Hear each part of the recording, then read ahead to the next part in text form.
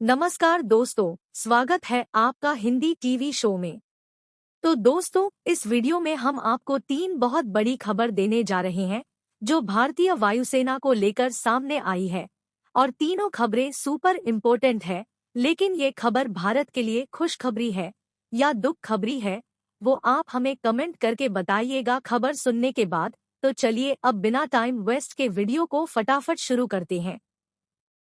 तो दोस्तों, पहली खबर निकलकर सामने आई है भारत के मिग-21 बाइसन लड़ाकू विमानों को लेकर।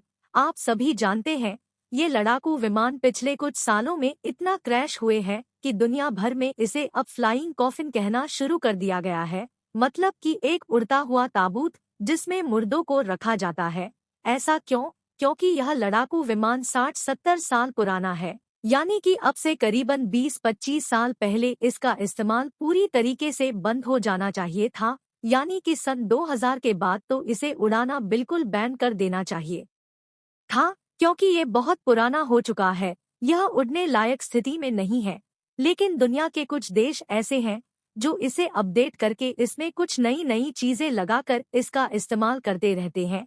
उन्हीं में से एक देश है भारत। आप जानकर हैरान होंगे कि हम मिग-21 बाइसन के one of the largest operator है। हम सबसे ज्यादा इस्तेमाल मिग-21 करते हैं। यहाँ तक कि जिस रूस से हमने इसे खरीदा था उससे भी ज्यादा इस्तेमाल हम इन 21 का करते हैं।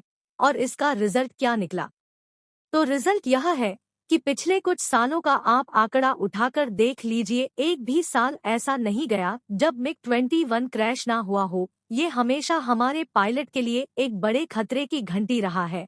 और सबसे ज्यादा जान हमारे पायलट की इसी लड़ाकू विमान ने ली है। यहाँ तक कि पिछले कुछ सालों में दुश्मन की वजह से जितने हमारे पायलट शहीद नहीं हुए उतने इसे उड़ाते हुए शहीद हो चुके हैं। यह हमारे लिए इतना ज्यादा घातक है, लेकिन फिर भी हम इसे क्यों उड़ाते हैं? क्योंकि हमारी मजबूरियां हैं। इस समय भारतीय वायुसेना के पास 31 लड़ाकू विमानों की स्क्वाड्रन है, जिनमें से हमने 2 स्क्वाड्रन जो मिग-21 की थी वह पिछले 2 सालों में रिटायर भी कर दी है।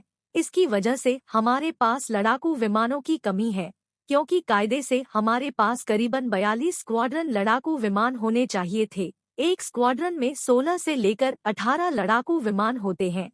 यानी कि मोटा मोटा अगर आप देखें तो करीबन 150 से 200 लड़ाकू विमानों की कमी है। अब आप खुद सोचिए कि ऐसे टाइम में जब चीन और पाकिस्तान हम पर प्रेशर डाल रहे हैं, हमारे पास ऑलरेडी 200 लड़ाकू विमानों की कमी है, तो ऐसी स्थिति में हम ओवर लड़ाकू विमानों को कैसे रिटायर कर सकते हैं? मिग-21 इस समय हमारी मजबूरी बन चुका है और इसीलिए ना चाहते हुए भी वायुसेना इसे उड़ाती है। लेकिन हाल ही में एक ऐसी घटना घटी जिसने भारत सरकार तक को हिला दिया। दरअसल राजस्थान के भरतपुर में एक मिग-21 क्रैश कर गया और उसमें पायलट की जान तो बच गई, लेकिन जो वो लड़ाकू विमान था वो एक रिहायशी इलाके में जाकर गिरा, जिसमें कई नागरिकों की जान चली गई। यानी कि वो मिग-21 जो अभी तक सिर्फ पायलट की जान लेता था, अब वो आम नागरिकों पर भी भारी पड़ रहा है। इसी कारण से अब भारत सरकार ने बड़ा फैसला लिया है। दरअसल कुछ ही देर पहले खबर निकलकर सामने आई है कि भारत सरकार इस समय जितने भी मिग-21 हमारी वायुसेना में शामिल है, सबको ग्राउंडेड करने जा रही है। फिलहाल यह फैसला टेम्परेरी है, मतलब कि ये देखा जाएगा ग्राउंडेड करके कि इन लड़ाकू विमानों में क्या कमी है। और साथ ही यह भी खबर आई है कि भारतीय वायुसेना में अब करीबन 50 से ज्यादा जो मिग-21 है उन्हें रिटायर कर दिया जाएगा आने वाले 2 सालों में। और जो कुछ लड़ाकू विमान ढंग की स्थिति में होंगे सिर्फ उन्हें ही उड़ाया जाएगा। अब यह खबर हमारे लिए अच्छी है या बुरी, क्योंकि समझ में नहीं आ रहा। अच्छी खबर इसलिए है क्योंकि हमारे पायलट की अब कम जाने जाएंगी, और बुरी खबर इसलिए है क्योंकि हमारे लड़ाकू विमानों में 50 से ज्यादा लड़ाकू विमान और कम हो जाएंगे। यानी कि अब लड़ाकू विमानों की कमी 250 तक पहुंचेगी। लेकिन खबर यही नहीं रुकती, अब हम आपको बताते हैं दूसरी मेन खबर जो मिग-29 लड़ाकू विमानों को लेकर आई है। दरअसल दूसरी खबर यह है कि भारत सरकार ने फैसला लिया है कि हमारी सेनाओं के पास करीबन 3 स्क्वाड्रन मिग-29 लड़ाकू विमान भी हैं, जो काफी पुराने हो चुके हैं। इसीलिए आने वाले 5 सालों में उन्हें भी पूरी तरीके से रिटायर कर दिया जाएगा, यानी कि कम से कम मिग 29 का हाल अब मिग 21 जैसा नहीं होगा, उन्हें टाइम पर रिटायर किया जाएगा। अब बढ़ते हैं तीसरी खबर की तरफ, जो आई है जगुआर लड़ाकू विमानों को लेकर। दरअसल रिपोर्ट ये निकलकर सामने आई है कि जो जैगुआर स्ट्राइक लड़ाकू विमान भारतीय वायुसेना में शामिल है, इन्हें भी पूरी तरीके से रिटायर कर दिया जाएगा 2027 तक।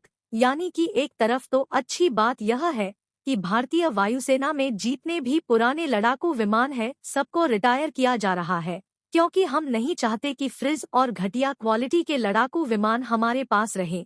लेकिन अब बुरी खबर ये है कि इनकी जगह भरेगा कौन, क्योंकि जब इन्हें रिटायर कर दिया जाएगा तो कम से कम 300 से लेकर 350 लड़ाकू विमानों की कमी भारतीय वायुसेना को पड़ने वाली है।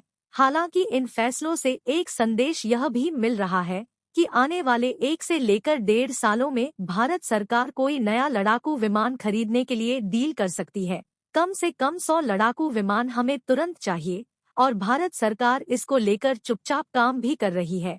हालांकि इसको लेकर जो भी अपडेट आएगी हम तुरंत आपको उससे अवगत करा देंगे। इस पूरे मामले पर आपका क्या मानना है, कमेंट करके जरूर बताएगा।